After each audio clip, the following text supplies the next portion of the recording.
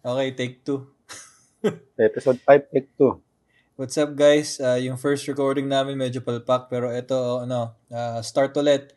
So, what's up old types? Here we go again. Um, ano ba? Deja vu, deja vu. Deja vu. Sponsored by Arcom. What's up Sir Alex? Quick announcement na nagangster ang mga admins at mods sa Gunpla Photography Group na kick out kaming lahat sa admin rights namin pati yung mods. And suddenly may bagong admins and mods yung naka-assign bigla. So, ayun, heads up lang. Kung nasa group kayo ngayon, hindi kami yung nagmamanage noon, mga ibang tao na. Parang Amerikano yung mga pangalan, no? Parang European. European naalala ko, chinat ko si Rory ba yun? Yung isang Sorry. peking admin. Congrats guys. Congrats sa group. Merry Christmas. Ito, galing kay Bartos. Si Tarot. Prakuj, Rory, Larry, Asan, Laura, tsaka si Adam. Naku, parang mga scammer. Parang mga hacker nga to, no? Mga ano nga sila, mga isang friend lang. I'm guessing there could be one or two na legitimate na people Tao. behind those accounts. Tapos pinopopulate lang nila ng mga fake. Kasi ang specific na target tayo eh. I mean, ikaw, yung admins, ang specific ng targeting eh. True. Naalala ko yung yung binanggit mo kanina sa unang recording natin. Yung impersonator mo, di ba? Na inad si Ilaya. Yung impersonator ko. Oo. So yung impersonator ko, timeline of events, part 2. Okay? Timeline of events. Sige. A few weeks ago, there was a fake account impersonating me who sent friend invites to the admins, the 3 admins. So there are 4 admins, di ba? Ikaw, ako, si Elia, and San. And the person sent friend requests to all 3 of you. Naalala ko yun. And nung tinanong niyo ako kung ako nga yun, then I told you no. Nireject niyo yung friend request. Si Elia, report niya yung account. I think si San kasi hindi siya kasama dun sa chat na yon, di ba? Sa GC. Parang nalaman lang niya nung na-hack na yung group. Oo nga. Na hindi ako yon. So, that was a few weeks ago. Fast forward a few weeks over this weekend, na-kick out tayo sa group. And then, lahat ng legitimate moderators and administrators were kicked out from the group, from administrating the group or managing the group. And yung may pumalit na 5 accounts. One of the accounts was the impersonator.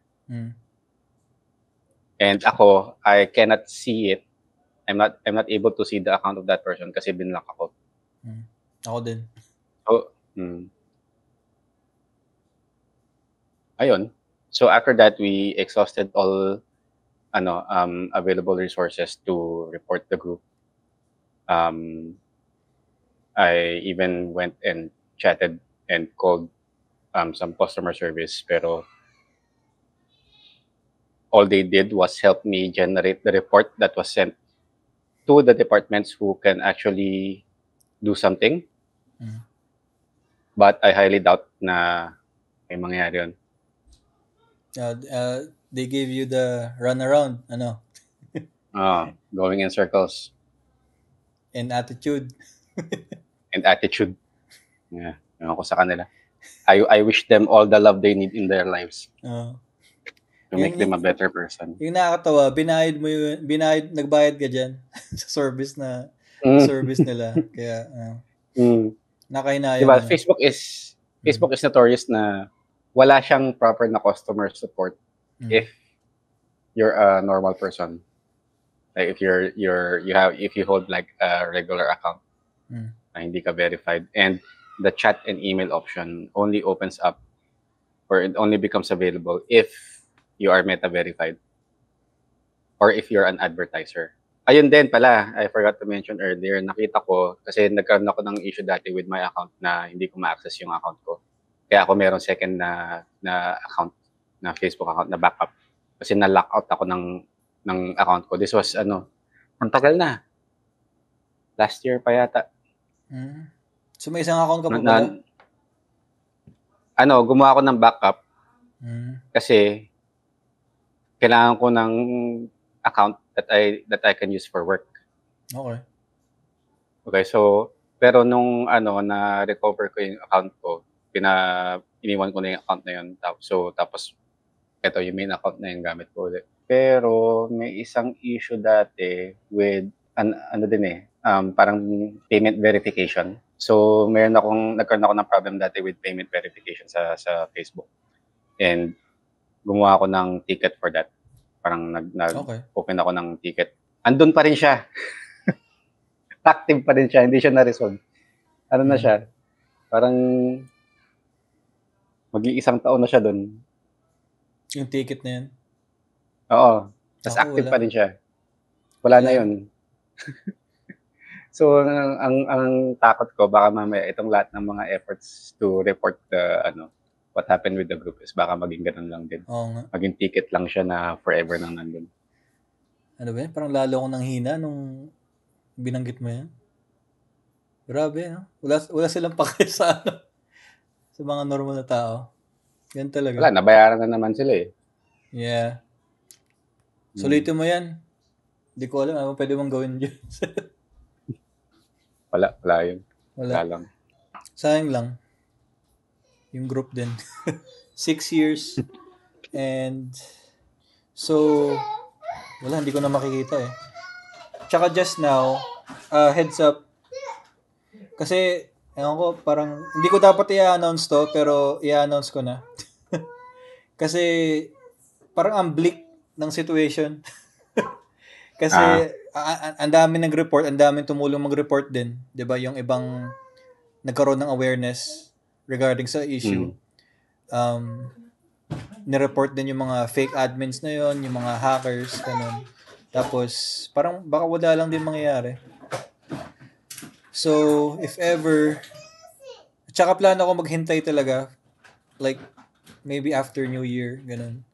Pero, ewan ko, baka December na natin gawin to. Yung Plamo Photography, tsaka may isa pang group, yung Gunpla Photography PH. And actually, ina-edit ko na ngayon eh, yung dalawang group na yun. Parang inaayos-ayos ko na. Nakita ko nga kanina yun. Oo. Tapos nag-announce na ako about sa nangyari sa Gunpla Photography. May nag-comment nga eh, na nangyayari to sa ibang groups din. Gumanon sila. Gumanon sa Plamo Photography group. Tapos walang ginagawa yung Meta, wala daw silang pake. Yeah.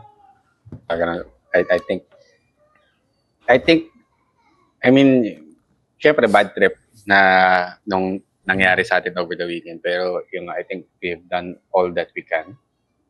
We've reported the group. I even paid to be able to talk to them. Yung ginawa mo bro, next level na yun. Next level na yun yung ginawa mo. Hindi, ako eh. Petty ako eh. Pero petty ako to some extent eh. Hindi ako papayag na hindi ko magagawa lahat ng pwede kong gawin to resolve the issue. Pero now, I've done all that I can. And may closure na ako.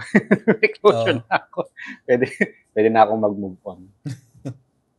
True. Ako din. Yun nga, parang second day, nung nangyayari yung mga events na to, parang ang dami kong iniisip na, alam mo, mga pwedeng gawin dito. Ano kayo gagawin next? So, kaya parang iniisip ko na, sige, So, ayun, moving forward, yung yung Plamo photography na yung magiging official Gunpla photography. So, both Gunpla and Plamo, pwede na sa group na yun. Tapos, yung Gunpla PH, iniisip ko ano yun eh, Gunpla photography and Plamo. Tapos, parang ano na rin siya, parang community group na rin siya sa Philippines. Yung Gunpla photography PH. So, siguro hayaan natin yung mga discussions doon, no? Para mas open. Mas open. Tapos ayun, focus tayo sa Discord tsaka sa Reddit. Sa Reddit ang daming tao. TikTok. TikTok. Ang daming tao sa Actually gusto ko rin yung matagal ko na rin ina-explore yung yung Reddit. Parang mukhang mas okay nga yata siya doon. More on community talaga siya. Tapos, ang daming active ngayon eh. Kaya nagulat ako, ang daming nangyari. Pero malakas ba Reddit sa Pilipinas? Di ba more on Western siya? Hindi. Malakas yung Reddit sa Pinas. So, napansin ko yun nung ang dami kong sinalihan na mga subreddit na ang daming Pinoy, yung community. Tapos, madami.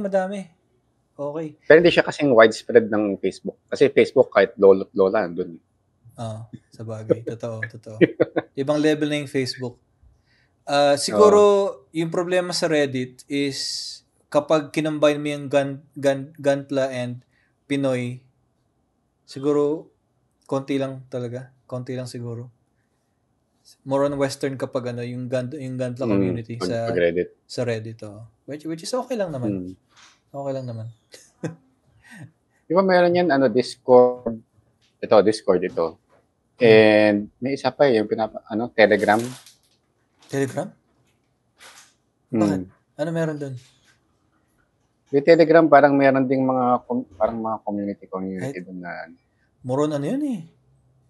Yung ang group chat. Pay for porn yun eh. Oo. Hindi ko alam. Ba't ko alam? Ba't ko alam? Wala yung casting couch. Wala yung casting couch. Wala yung casting couch.